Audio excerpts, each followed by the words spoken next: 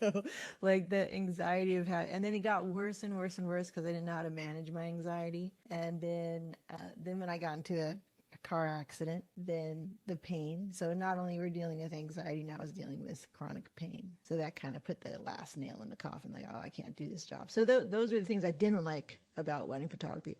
Other than that, the things that I did love when we talk about motion was father-daughter dance. That was one strong area. That was, I always get emotional there with the parent dances in general because it makes me think about my parents, right?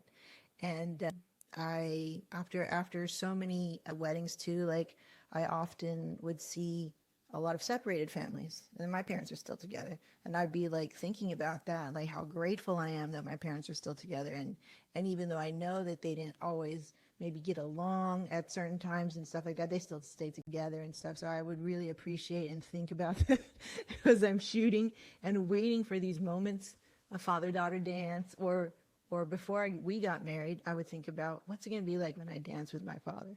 Yeah, I feel that's pretty relatable. Right. So, Yeah. what does it mean, the misconception of taking just not pretty photos? What does that mean to you? For me, it means I think a lot of people, when they think about taking pretty pictures, it means getting expensive camera and then just hitting the button, and the camera does all the magic, or you're also doing some Photoshop at the end of it, right? And that would make a pretty photo.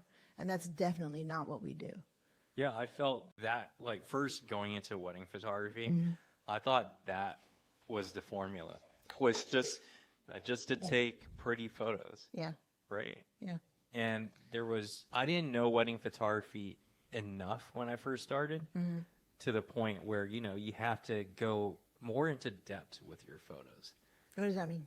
So going more into depth, meaning that you're finding the small details, like the in-between moments. That's going into depth. The things that Not just the big picture. Yeah. The big picture is like getting the wide angle of the couples kissing right in the middle of the aisle during the grand shot during ceremony. You can't just capture grand shots after grand shots. And that's what I was doing, I would say, early on in my career. No. The first two or three weddings that I led, I felt I was always striving to get that creative shot. And you just strive so much that I recall that one of the couples said, I noticed that you're always focusing on like a cool background, but how about us?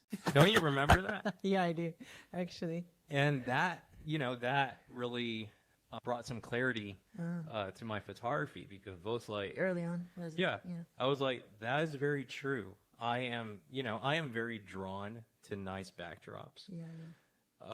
I have a passion for landscape photography, so I like to implement landscape into my wedding photography somehow. Can I add that Yeah. ironically, as I meet with all the clients right first, and a regular amount of time, not a lot, but a regular amount, people will say, I like how you also focus on the backdrop and the venue and not just the couple. I was like, so, we keep doing